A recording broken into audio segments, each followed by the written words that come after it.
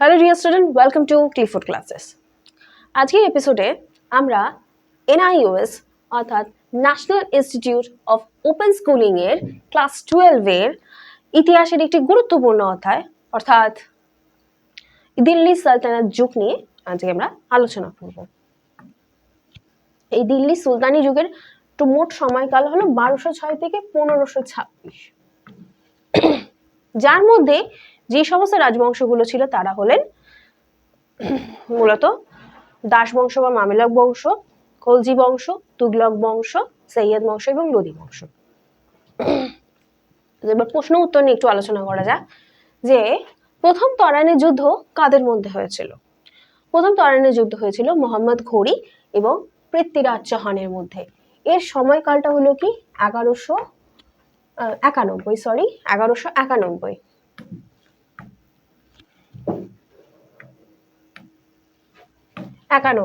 প্রথম তরাইনের যুদ্ধ, এবং যার ফলাফল হিসাবে মোহাম্মদ ঘুরি তিনি কিন্তু পরাস্ত হন। সিংহাসনে বসার পর ইলতুৎমিশ যে ধরনের সমস্যার সম্মুখীন হন তা হলো, বা তাদের মধ্যে যে কোনো দুটি আলোচনা করো। উত্তর: আমিরদের ক্ষোভ এবং নানা স্তরে বিদ্রোহের সম্মুখীন হতে হয়েছিল।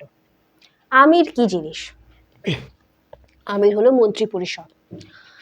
মন্ত্রী পরিষদ বলতে যেমন রাজা তাদের মন্ত্রী পরিষদ, সুলতানদের যুগের বা সুলতানদের ক্ষেত্রে কি হয়, তারা তাদের মন্ত্রী পরিষদ ছিল। এই মন্ত্রী পরিষদকেই বলা হতো আমির। কিন্তু ইলতুৎমিশ যখন এই সময় সিংহাসন আরোহণ করেন, ইলতুৎমিশ হচ্ছেন দ্বিতীয় সুলতান, তার সময়কাল হলো 1210 থেকে 1236। তার সময়কালে কি হয় কি, বিভিন্ন আমিরদের তাদের সাথে একটা মতানৈক্য হয়, এবং ইলতুৎমিশের সময়কালে দিল্লি সাম্রাজ্য যতটা অঞ্চল জুড়ে ছিল তার সেই অঞ্চলের বিভিন্ন প্রদেশগুলিতে দেখা যায় যে বিদ্রোহ ঘটেছিল, যেটা একটা সিরিয়াস প্রবলেম। এই দুটো মেইন প্রবলেমই কিন্তু তিনি ফেস করেছিলেন। এরপরে প্রশ্ন, দিল্লির প্রথম সুলতান কাকে বলা হয়? দিল্লির প্রথম সুলতান হলেন কুতুবউদ্দিন আইবক। এই কুতুবউদ্দিন আইবক হলেন মোহাম্মদ ঘুরির দাস। মোহাম্মদ ঘুরির দাস ছিলেন হচ্ছেন এই কুতুবউদ্দিন আইবক, যিনি কি হন, উত্তর পশ্চিম ভূখণ্ড থেকে ভারতীয় বেশ কিছু অঞ্চল তিনি তাকে রাজত্ব করা বা তাকে সেই অঞ্চলের দায়িত্ব তাকে দেন। কেন প্রায় দীর্ঘ অঞ্চল মোহাম্মদ ঘুরি দখল করেছিলেন, এবং মোহাম্মদ ঘুরি তার অনুগত দাসদের সেই সমস্ত অঞ্চলগুলিকে রক্ষণাবেক্ষণ বা শাসনভারের দায়িত্ব তিনি দিয়েছিলেন। ইলতুৎমিশ সেরকমই এই অঞ্চলের দায়িত্ব পান। এরপরে যে প্রশ্নটা হলো, ইলতুৎমিশ কুতুবউদ্দিন আইবকের সময়কাল হলো, আগে বলে দিই, 1206 থেকে 1210। কিন্তু দিল্লির প্রকৃত সুলতান কাকে বলা হয়? ইলতুৎমিশকে, যার সময়কালটা আগেই বলেছি 1210 থেকে 36। কিন্তু ব্যাপারটা হচ্ছে, প্রথম সুলতান যদি কুতুবউদ্দিন আইবক হন, দ্বিতীয় সুলতান মানে ইলতুৎমিশকে কেন প্রকৃত শাসক বলা হচ্ছে? যার মূলত দুটি কারণ হলো। প্রথমে বলে দিই, এই ইলতুৎমিশ হচ্ছেন কুতুবউদ্দিন আইবকের দাস, এবং এই ইলতুৎমিশ যথেষ্ট একজন পারদর্শী সাহসী একজন যোদ্ধাও ছিলেন, এবং কুতুবউদ্দিন আইবকের সময়কালে এবং মোহাম্মদ ঘুরিও তিনিও লক্ষ্য করেছেন যে ইলতুৎমিশ খুব সাহসিকতার সাথে বেশ কিছু যুদ্ধ কিন্তু তিনি জয়লাভ করেছিলেন, এবং সেই হিসাবে তিনি প্রসন্ন হয়ে মোহাম্মদ ঘুরি তিনি কি করেন, দাসের দাস মানে কুতুবউদ্দিন আইবকের দাস হচ্ছেন এই ইলতুৎমিশ, দাসের দাসকে দাসপ্রথা থেকে তাকে মুক্ত করে দেন বা দাসত্ব থেকে তাকে মুক্ত করেন। অর্থাৎ মোহাম্মদ ঘুরি ইলতুৎমিশকে দাসত্ব থেকে মুক্ত করেন, এবং এই ইলতুৎমিশ দিল্লি বা সুলতানি যে সাম্রাজ্য তার রাজধানী হিসাবে দিল্লিকে প্রতিষ্ঠিত করেন। মানে সুলতানি সাম্রাজ্য হচ্ছেন দিল্লি, যেটা কুতুবউদ্দিন আইবকের সময় ছিল একটা লাহোর। কুতুবউদ্দিন আইবকের সময় রাজধানী ছিল লাহোর, কিন্তু ইলতুৎমিশের সময় কি হয়, সেটা দিল্লিতে স্থানান্তরিত হয়। তাই জন্য ইলতুৎমিশকে প্রকৃত শাসক বলা হয়। যদি দুটো কারণ আসে যে ইলতুৎমিশকে কেন প্রকৃত শাসক বলা হয়, এই দুটি কারণ হবে যে প্রথম, তিনি মোহাম্মদ ঘুরির দ্বারা দাসত্ব প্রথা থেকে মুক্ত হন বা দাসত্ব থেকে মুক্ত হন, এবং দ্বিতীয়ত তিনি ইলতুৎমিশ দিল্লিকে রাজধানী বা সুলতানি সাম্রাজ্যের রাজধানী হিসেবে পরিণত করেন। এর পরের প্রশ্ন, দিল্লি সুলতানের সর্বৈব ক্ষমতার উপর গুরুত্ব আরোপ করার জন্য বলবন কি ধরনের ব্যবস্থা গ্রহণ করেন? মামিলা বংশের অন্তর্গত এই বলবান কি হন? গিয়াসউদ্দিন বলবান সম্রাট হওয়ার আগে 7টা পোস্ট কিন্তু তিনি অতিক্রম করে আসেন। তিনিও ছিলেন একজন দাস,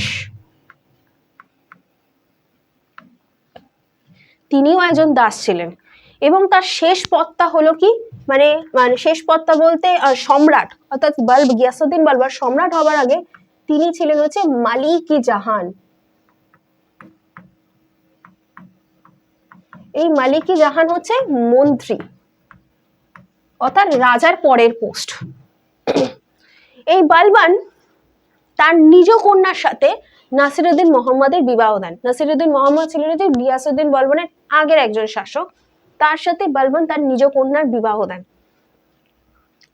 এরপরে পরবর্তীকালে যখন নাসিরউদ্দিন মোহাম্মদের সময়কাল শেষ হয়ে যান, গিয়াসউদ্দিন বলবান তিনি দাস হন, তিনি নিজে সম্রাট হন এবং সম্রাট হওয়ার পর তিনি যে নিয়মগুলো প্রথম যিনি বলবৎ করেন সেই 4টে হলো: কঠোর নিয়ম অনুসারে জাঁকজমকপূর্ণ দরবারের সৃষ্টি, রাজ আদর্শ তত্ত্ব প্রণয়ন এবং আমিরদের মধ্যে সুসম্পর্কের পুনর্নির্ধারণ।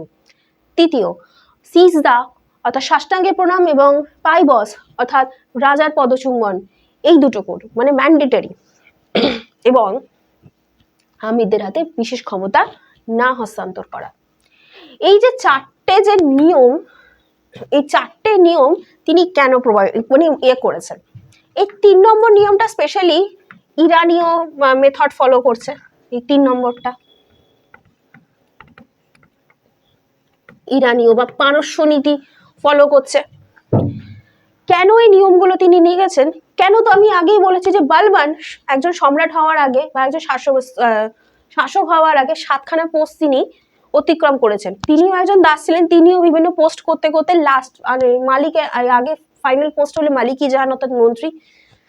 তিনি লক্ষ্য করেছেন যে যতটা না বেশি শাসন ভার বা একরকমায় যে একটা পরিচালনার ক্ষমতা যতটা বেশি শাসকের হাতে থাকতো, তার থেকে অনেক বেশি ক্ষমতা থাকতো হচ্ছে আমিরদের হাতে। আমিররা তাদের মর্জি মতন শাসককে পরিচালনা করতেন। বলবান সেটাই এসে আগে প্রতিরোধ করার জন্যই এই 4টে নিয়ম কিন্তু তিনি আগে বলবৎ করেন, যাতে আমিররা দমে যান। এরপর আলাউদ্দিন খলজি বংশের একজন দুর্দান্ত প্রতাপ শাসক, তিনি বা তার সময়কালে দক্ষিণ ভারতের অভিযানগুলি কে পরিচালনা করেন? আলাউদ্দিন খিলজির সময় থেকেই বলা যেতে পারে যে দক্ষিণ ভারতের দিকেই কিন্তু সুলতানি সাম্রাজ্যের আধিপত্য কিন্তু বিস্তার হতে প্রায় অফিসিয়ালি শুরু করে। কে করেন? মালিক কাফুর। এই মালিক কাফুরে ছিলেন একজন দাস এবং তাকে পাওয়া গেছিল গুজরাট অভিযানে। এই মালিক কাফুরকে পেয়েছিলেন হচ্ছেন এই আলাউদ্দিন খিলজি, বা তাকে অ্যাজ আ গিফট হিসাবে দিয়েছিলেন হচ্ছে জালালউদ্দিন খিলজি। এবং পরবর্তীকালে আলাউদ্দিন খিলজির একজন কি বলে সঙ্গী হয়ে থাকেন এবং দেখা যায় যে প্রায় সমস্ত ধরনের কাজের সাথে আলাউদ্দিন খিলজি এবং মালিক কাফুর প্রায় সহযোগী থাকতেন। এবং তার একটা উদাহরণ হিসাবে কি দেখা যায় যে দক্ষিণ ভারতের অভিযানে এই মালিক কাফুর কিন্তু গুরুত্বপূর্ণ ভূমিকা রেখেছিলেন। প্রশ্ন আর পরের যে হচ্ছে গিয়াসউদ্দিন তুগলক দক্ষিণ ভারত অভিযানে কাকে পাঠিয়েছিলেন? যখন খলজির পর তুগলক বংশ আসেন, যে তুগলক বংশের সময়কালে দক্ষিণ ভারত অভিযানে কাকে পাঠিয়েছিলেন? তার পুত্র উলুগ খান অর্থাৎ মোহাম্মদ বিন তুগলককে তিনি পাঠিয়েছিলেন।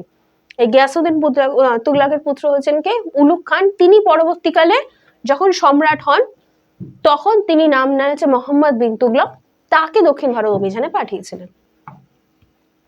এর পরের প্রশ্ন, বিদ্রোহ দমনের জন্য আলাউদ্দিন খলজি নেওয়া 4টি আইনি পদক্ষেপগুলো কি কি? যে 4টে আইনি পদক্ষেপ, এই আইনি পদক্ষেপগুলো কিন্তু মেনলি আমিরদের জন্য নেওয়া।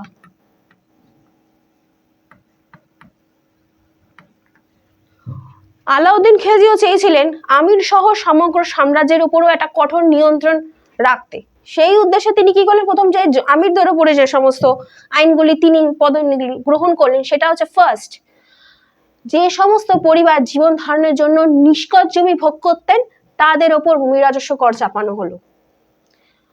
নিষ্কর জমি বলতে কি, নিষ্কর জমির একটা টার্ম আছে,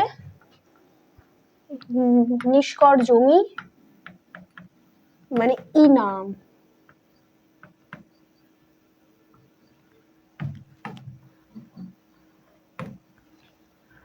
বা ইমাম, কথা বল ইমামও বলা হয়। নিষ্কর জমির টার্ম হলো ইমাম। এরপর তোমরা আরেকটা টার্ম পাবে খালসা। খালসা হচ্ছে কি রাজস্ব অধিকৃত জমি। তিনি কি করেন কি ইনাম জমিগুলোকে খালসা জমিতে রূপান্তরিত করেন। খালসা মানে কি রাজস্ব অধিকৃত জমি। ইনাম নিষ্কর জমি, খালসা রাজস্ব অধিকৃত জমি।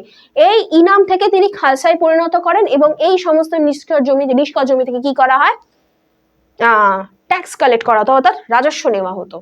দ্বিতীয়, আমির এবং সমগ্র অঞ্চলের ওপর নজরদারি বাড়াতে তিনি গুপ্তচর ব্যবস্থা শুরু করেন।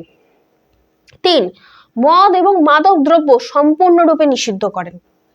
এবং 4, সামাজিকভাবে মেলামেশা এবং আমিরদের মধ্যে আন্তঃবিবাহ সম্পূর্ণরূপে নিষিদ্ধ করেন। মাদক দ্রব্য বন্ধ করে, এটা আশা করি। এবং আমিরদের মধ্যে যে রিলেশন, আমিরদের মধ্যে যদি কোনো সুসম্পর্ক হয়, তখন উনি কি ভাবতেন, যদি কোনো আমিরদের মধ্যে যদি কোনো কথা বেশি কথাবার্তা হয় বা তাদের মধ্যে যেটা ভালো সম্পর্ক হয়, তারা কি করবে, শাসকের বিরুদ্ধে ষড়যন্ত্র করবে। সেই উদ্দেশ্যে কি করেন যে তাদের মেলামেশার উপরে একটা কঠোর নজরদারি আনেন এবং কোনো আমিরদের মধ্যে যেন বৈবাহিক সম্পর্ক না স্থাপন হয় সেই দিকেও তিনি তৎপর হলেন। এরপর মোহাম্মদ বিন তুগলক কি কারণে রাজধানী স্থানান্তর করেন দক্ষিণ ভারতে? এবার হলো গিয়াসউদ্দিন তুগলক বংশের দ্বিতীয় শাসক গিয়াসউদ্দিন তুগলকের পর মোহাম্মদ বিন তুগলক, তিনি কেন করেন দক্ষিণ ভারতে নিজের শাসনের আয়ত্তে রাখতে এবং সমগ্র সাম্রাজ্যের কেন্দ্র শক্তি কায়েম করতে দক্ষিণ ভারতের রাজধানী তিনি স্থাপন করেন। এবং স্থানটি কি হলো কি দেবগিরি। কি করেন কি মোহাম্মদ বিন তুগলক, তিনি বুঝতে পারেন, তো প্রথম হচ্ছে কি যে সেই সময় বলা হয় কি, অনেকে বলেন কি দিল্লিতে এই সময় জলের অভাব ছিল, তাই জন্য দেবগিরিতে তিনি স্থানান্তর করেন। কিন্তু মূলত কি হচ্ছে কি মোহাম্মদ বিন তুগলকের সময়কালেও দেখা যাচ্ছে যে দক্ষিণ ভারতে একটা আধিপত্য প্রতিষ্ঠিত ছিল, কিন্তু সেখানে উত্তর ভারত থেকে দক্ষিণ ভারতে এত দূরে কি হচ্ছে কি কোনোভাবে সেইখানে নজরদারি করা সম্ভব ছিল না। সেই কারণবশতই তিনি দেবগিরিতে বা দৌলতাবাদ, দেবগিরি তিনি একটা নাম রাখেন দৌলতাবাদ,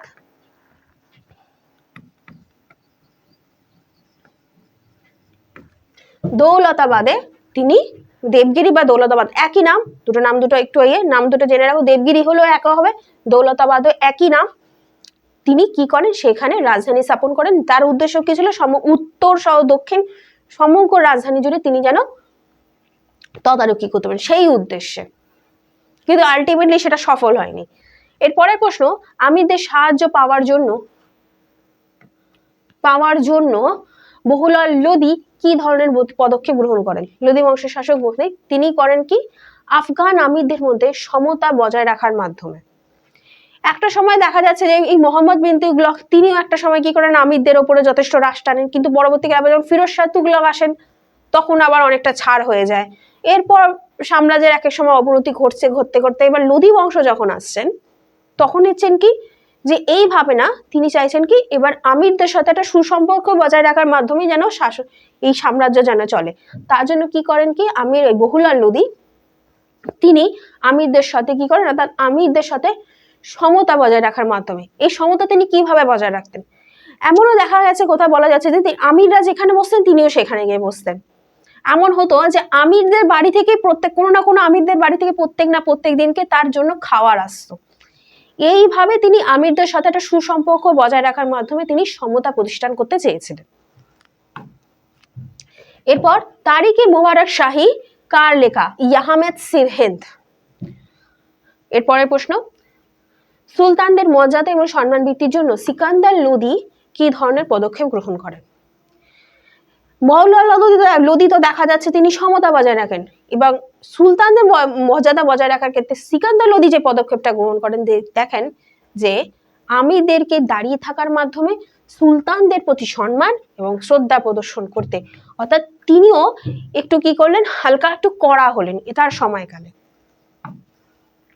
এরপর বুগার খান স্বাধীনতা ঘোষণা করার পর বা এই ঘোষণা করার সমস্যাটি সমাধানের জন্য গিয়াসউদ্দিন তুগলক কি ধরনের পদক্ষেপ গ্রহণ করেন?